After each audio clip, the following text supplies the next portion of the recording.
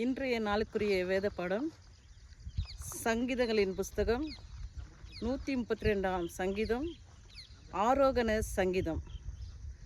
கர்த்தாவே தாவீதையும் அவனுடைய சகல உபத்திரவத்தையும் நினைத்தருளும். அவன், நான் கர்த்தருக்கு ஒரு இடத்தையும் யாக்கோப்பின் வல்லவருக்கு ஒரு வாசஸ்தலத்தையும் காணும் மட்டும் என் வீடாகிய கூடாரத்தில் பிரவேசிப்பதும் இல்லை, என் படுக்கையாக கட்டிலின் மேல் ஏறுவதும் இல்லை. என் கண்களுக்கு நித்திரையையும் என் இமைகளுக்கு உறக்கத்தையும் வரவிடுவதும் இல்லை என்று கர்த்தருக்கு ஆணையிட்டு யாக்கோப்பின் வல்லவருக்கு பொருத்தனை பண்ணினான்.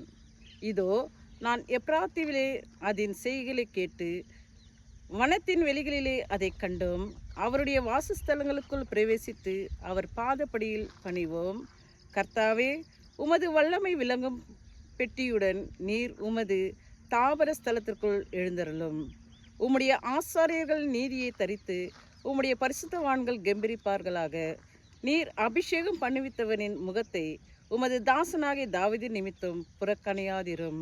உன் கர்ப்பத்தின் கனியை உன் சிங்காசனத்தின் மேல் வைப்பேன் என்றும், உன் குமாரர் என் உடன்படிக்கையும் நான் போதிக்கும் என் சாட்சிகளையும் காத்துக்கொள் நடந்தால் அவர்கள் குமாரரும் என்றென்றைக்கும் உன் சிங்காசனத்தில் வீற்றிருப்பார்கள் என்றும் கர்த்தர் தாவீதுக்கு உண்மையாய் ஆணையிட்டார்.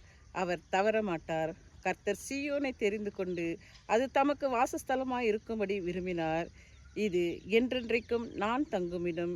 இதை நான் விரும்பினபடியால் இங்கே வாசம் பண்ணுவேன். அதன் ஆகாரத்தை நான் ஆசீர்வதித்து வருவேன். அதன் ஏழைகளை நான் அப்பத்தினால் திருப்தியாக்குவேன். அதன் ஆசாரியர்களுக்கு ரட்சிப்பை உடுத்துவேன். அதிலுள்ள பரிசுத்தவான்கள் மிகவும் கெம்பீரிப்பார்கள். அங்கே தாவீதுக்காக ஒரு கொம்பை முளைக்க பண்ணுவேன். நான் அபிஷேகம் பண்ணுவித்தவனுக்காக ஒரு விளக்கை ஆயத்தம் பண்ணினேன். அவன் சத்துருகளுக்கு வெட்கத்தை உடுத்துவேன். அவன் மீதிலோ அவன் கிரீடம் பூக்கும் என்றார் என்பவைகளை வாசிக்க வேண்டிய வேத பாடம் இந்த நாளிலே வாசித்தாயிற்று.